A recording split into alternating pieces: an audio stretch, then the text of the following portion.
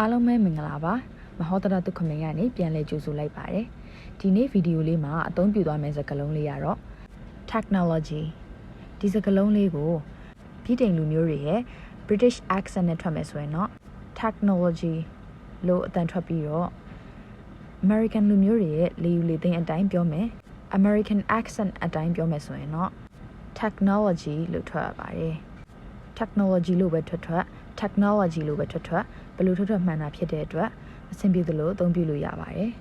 technology ရဲ့အဓိပ္ပာယ်ကတော့နည်းပညာအသုံးချနည်းပညာဆိုပြီးတော့မြန်မာလိုဘာသာပြန်လို့ရပါတယ်သူ့ကို verbs အနေနဲ့အစားပြီးတော့သုံးကြည့်ကြမယ်နော်နည်းပညာကိုအသုံးပြုသည်လို့ပြောခြင်းရင် use technology ဒါမှမဟုတ် employ technology လို့သုံးလို့ရပါတယ်အဲ့ဒီအခါမှာ use technology ကတော့စကားပြောရင်ရောစာရေးရင်ရောသုံးလို့ရပါမယ် employ technology ကိုတော့စကားပြောတဲ့အခါမှာသုံးတာမျိုးကတိတ်မသင့်တော်ပဲနဲ့စာရေးတဲ့အခါမှာပဲသုံးတာပို့ပြီးသင့်တော်ပါတယ်အဲဒါကြောင့်ဘေးနားမှာ formal လို့ရေးပေးထားပါတယ် formal လို့ဘေးမှာရေးပေးထားတဲ့စကားလုံးလေးဟာစာရေးရင်ပဲအသုံးပြုတာပို့ပြီးသင့်တော်ပါတယ်နော်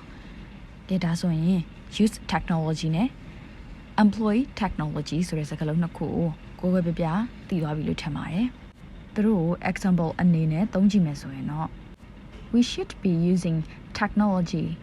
to make our lives easier we should ငါတို့လုပ်တဲ့နဲ့ be using အသုံးပြုတဲ့နဲ့ technology နည်းပညာကို to make our lives easier ငါတို့ရဲ့ဘဝတွေကိုပိုမိုလွယ်ကူအောင်လုပ်ဖို့ငါတို့ရဲ့ဘဝတွေကိုပိုမိုလွယ်ကူအောင်လုပ်ဖို့အတွက်နည်းပညာကိုအသုံးပြုတဲ့နဲ့လို့ပြောခြင်းရင် we should be using technology to make our lives easier စာရေးတဲ့အခါမှာအသုံးပြုခြင်းရင်တော့ we should be employing technology to make our lives easier ဒါဆိုရင်တော့ formal sentence နဲ့ employ technology ဆိုတဲ့စကားလုံးကိုသုံးသွားပြီဖြစ်ပါတယ်နောက်တစ်ခုအနေနဲ့ကတော့နည်းပညာကိုစတင်အသုံးပြုသည်လို့ပြောခြင်းရင် introduce technology သူ့ကို example အနေနဲ့ဥပမာစာကြောင်းလေးမှာအသုံးပြုကြည့်မယ်ဆိုရင် they plan to introduce the new technology in all their factories they plan သူတို့တွေစီစဉ်ထားတယ် to introduce စတင်မိတ်ဆက်ဖို့အတွက်စတင်အသုံးပြုဖို့အတွက် the new technology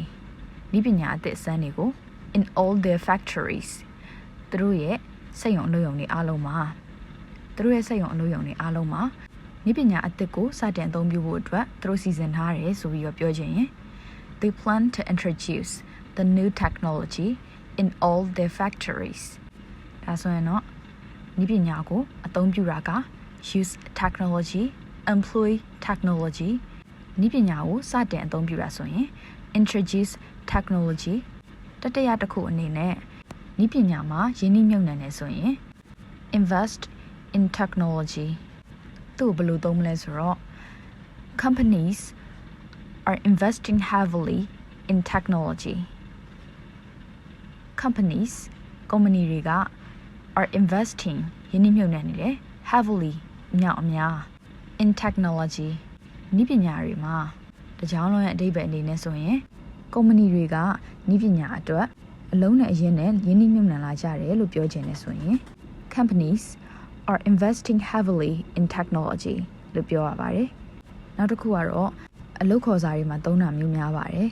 အလုပ်ခေါ်စာတွေမှာဆိုရင်နည်းပညာကိုတက်တက်ကြွကြွနဲ့သင်ယူတတ်ရမယ်သင်ယူလိုစိတ်ရှိရမယ်ပြီးတော့နည်းပညာအသစ်တွေနဲ့တက်တက်ကြွကြွလုံနိုင်စွမ်းရှိရမယ်ဆိုပြီးတော့ပြောချင်ရင်သုံးကြပါတယ်ဒီစကားလုံးကတော့ embrace technology သူ့ကို example အနေနဲ့သုံးရမယ်ဆိုရင် you have to be willing to embrace technology at work အဓိပ္ပာယ်အနေနဲ့ you have to be မင်းလုပ်ကိုလုပ်ရမယ်ဖြစ်ကိုဖြစ်ရမယ် willing to စိတ်ဆန္ဒရှိရမယ် embrace new technology နည်းပညာအသစ်တွေကိုတက်တက်ကြွကြွနဲ့အသုံးပြုဖို့ at work အလုပ်မှာတကြောင်လုံးအဓိပ္ပာယ်အနေနဲ့ကတော့မင်းအလုပ်မှာနည်းပညာအသစ်တွေနဲ့တက်တက်ကြွကြွလုပ်ကင်လိုတဲ့စိတ်ဆန္ဒရှိရမယ် you have to be willing to embrace new technology at work verbs အနေနဲ့အသုံးပြုတဲ့နောက်ဆုံးတစ်ခုကတော့နည်းပညာတွေတိုးတက်လာတဲ့နည်းပညာတွေအရန်ကောင်းလာတယ်ကိုပြောချင်ရင် technology advances ဒါမှမဟုတ် technology evolves ဒီနှမျိုးကတော့အဓိပ္ပာယ်တူတူပါပဲ ဥပမာအနေနဲ့သုံးရရင် medical technology has advanced in recent years. Medical ဆေးပညာနဲ့ဆိုင်တဲ့ technology နည်းပညာတွေက has advanced has have had ရဲ့အနောက်မှာ verb 3အမြဲလိုက်ရလို့ advanced က ed ပါမယ်နော်အဲ့တော့ has advanced တိုးတက်လာတယ်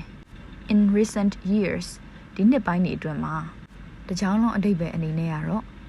ဆေးဘက်ဆိုင်ရာနည်းပညာကဒီနှစ်ပိုင်းတွေမှာတိုးတက်လာတယ်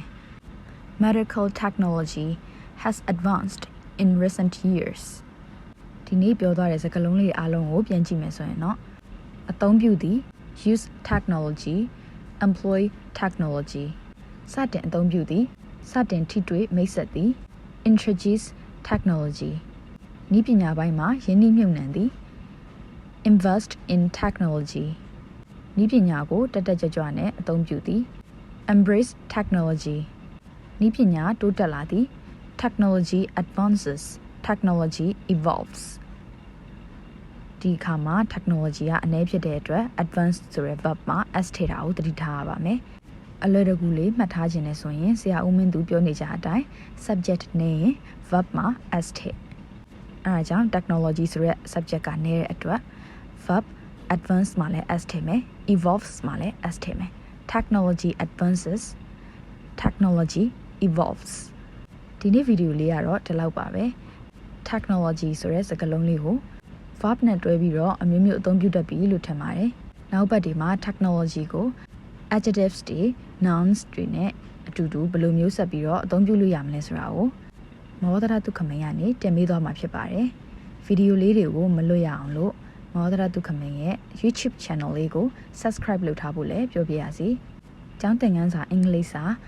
မူလတန်းကနေ10တန်းစနစ်ဟောင်းစနစ်သစ်အထိအမျိုးမျိုးသင်ပေးနေပြီးတော့ဘတ်စုံ3အင်္ဂလိပ်စာ General English ကိုလည်းဆရာဦးမင်းသူရဲ့မဟောဒရတုခမိန် page ကနေပုံမှန်တင်ပေးနေပါတယ်မဟောဒရတုခမိန် page ကို Facebook မှာရှာခြင်းရင်မြန်မာလိုမဟောဒရတုခမိန်လို့ရိုက်ထည့်ပြီးတော့ရှာနိုင်ပါတယ်ဒါဆိုရင်နောက်ဗီဒီယိုတွေမှာမှပြန်တွေ့မယ်နော် Bye